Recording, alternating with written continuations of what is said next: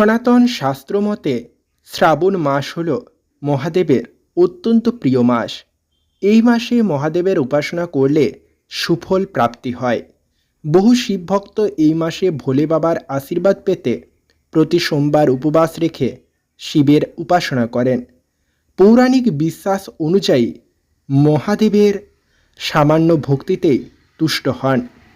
তবে শ্রাবণ মাসে মহাদেবের পূজায় কিছু নির্দিষ্ট ফুল নিবেদন করা অত্যন্ত শুভ বলে মনে করা হয়েছে শাস্ত্রে। মহাদেবের প্রিয় এই ফুলগুলি শিবলিঙ্গে অর্পণ করলে ভোলে বাবা তার ভক্তদের সকল ইচ্ছা পূরণ করেন। কোন ফুলগুলি ভগবান শিবের উদ্দেশ্যে নিবেদন করা উচিত এবং কোন ফুলগুলি ভগবান শিব অত্যন্ত পছন্দ করেন, আসুন এবার সেটাই এক এক করে জেনে নেওয়া যাক।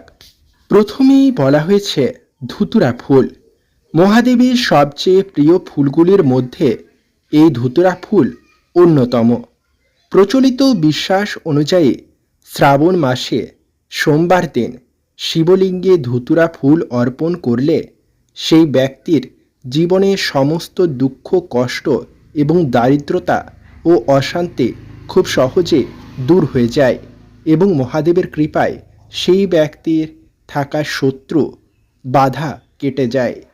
তাই অবশ্যই আপনারও যদি শত্রু থাকে তাহলে অবশ্যই সেই শত্রুর বাধা কাটাতে মহাদেবের উদ্দেশ্যে একটা ধুতুরা ফুল সাদা চন্দন যোগে অবশ্যই সোমবার দিন নিবেদন করুন। দ্বিতীয় নম্বরে বলা হয়েছে আকন্দ। লাল বা সাদা আকন্দ ফুল মহাদেবের শিবলিঙ্গে অর্পণ করা অত্যন্ত শুভ বলে মনে করা হয়। শ্রাবণ মাসে মহাদেবকে আকন্দ ফুল নিবেদন করলে ব্যক্তির শারীরিক ক্লান্তি দূর হয়। এছাড়া এটি অকাল মৃত্যুর ভয় নাশ করে বলে ভক্তরা বিশ্বাস করেন। তৃতীয় নম্বরে বলা হয়েছে অপরাজিতা। নীল অপরাজিতা ফুল মহাদেবের খুব প্রিয়। শ্রাবণ মাসে শিবলিঙ্গে নীল অপরাজিতা অর্পণ করলে জীবনের সমস্ত আর্থিক সমস্যা দূর হয়। তার পাশাপাশি কর্মক্ষেত্রে সাফল্য আসে এবং ইতিবাচক শক্তি বৃদ্ধি পায়। তৃতীয় নম্বরে বলা হয়েছে কনক চাপা। হলুদ রঙের কনক চাপা ফুল মহাদেব অত্যন্ত পছন্দ করেন। মহাদেবের পূজার জন্য এই ফুল অত্যন্ত পবিত্র। শ্রাবণ মাসে শিবলিঙ্গে এই ফুল নিবেদন করলে পরিবারে সমৃদ্ধি আসে, ঘর ধন ধান্যে ভরে ওঠে এবং দাম্পত্য জীবনে সুখ এবং শান্তি বজায় থাকে। জবা ফুল।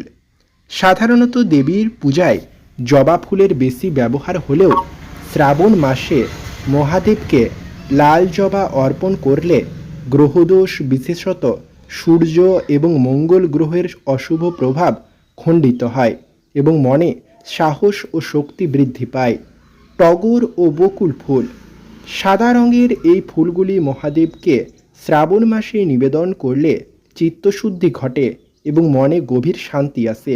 এই ফুল নিবেদনের পাশাপাশি শ্রাবণ মাসে শিবলিঙ্গে অবশ্যই বেলপাতা এবং জল বা দুধ নিবেদন করা অত্যন্ত আবশ্যক। শাস্ত্রমতে ভক্তেরা পবিত্র মনে একটি মাত্র বেলপাতা এবং সামান্য জল দিয়ে শিবের পূজা করলেও মহাদেব অত্যন্ত প্রসন্ন হন। মহাদেব কিন্তু অল্পতেই সন্তুষ্ট, তাই তো মহাদেবের আরেক নাম আশুতোষ। তাই অবশ্যই এই ফুলগুলির মধ্যে যেটা আপনি পারবেন সেটাই আপনি অবশ্যই মহাদেবকে অর্পণ করবেন। দেখবেন মহাদেবের কৃপায় আপনার জীবন বদলে যাবে। তো বন্ধুরা, আজকের ভিডিওটা এই পর্যন্তই। ভালো থাকবেন, সুস্থ থাকবেন। রাধে রাধে।